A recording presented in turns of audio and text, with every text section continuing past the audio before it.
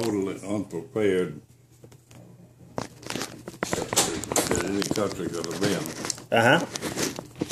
It didn't have a men, it didn't have equipment, it didn't have anything.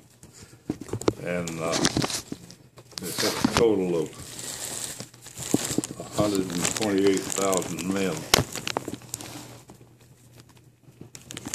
It was all they had in the whole army. So the Japanese had been invading China for several years. Uh-huh. And we were so bad off that we didn't even have any good fighter planes. They had these old, what they call P-40s. It was so old that I was trained on one in advanced flying school. Uh-huh. And that was the best they had to go up against the Japanese, which had real modern airplanes. So a bunch of guys, most of them pretty older guys, they formed this outfit called the Flying Tigers, and they went over to China, and the Chinese helped them build airfields. And the whole idea was just to give the Japanese a hard time because they knew they couldn't beat them. So what they do is they fly these old P-40s and try not to get all shot down.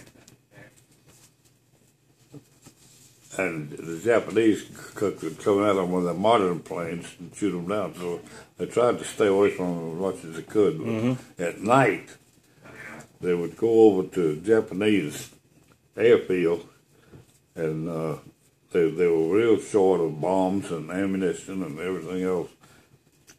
But they had all these empty beer bottles, and they'd take empty beer bottles, and you know how thin a double-edged razor blade is?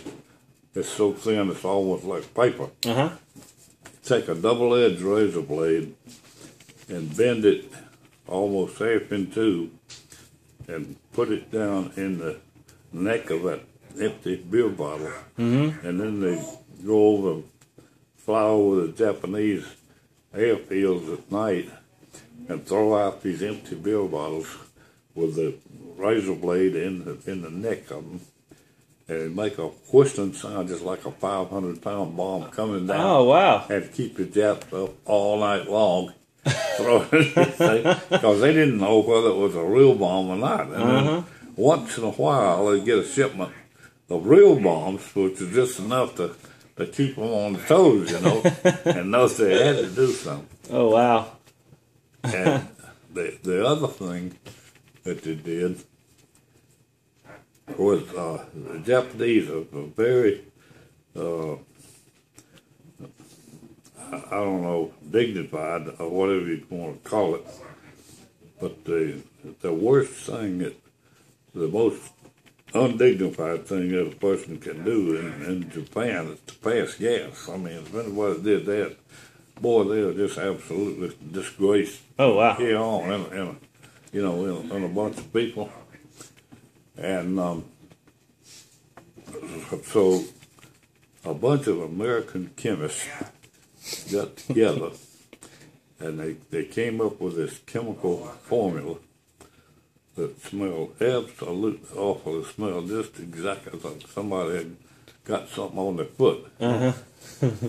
And they took this chemical formula, and there's so many Japanese in China, and there's so many Chinese in China. I mean, people just, there's crowds everywhere you go. It's not like around here.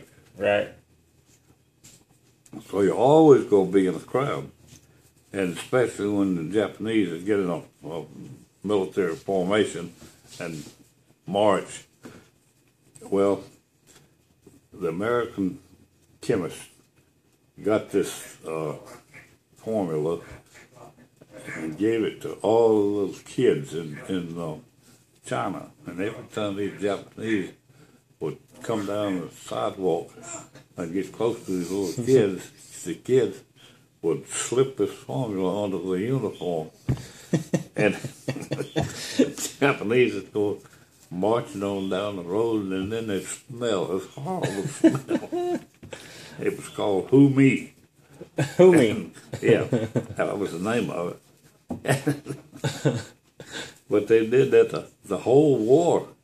And the Japanese still never caught on to who was doing it to them, or what was happening to them. Every population has a certain quirks, you know. Yep. And that was theirs.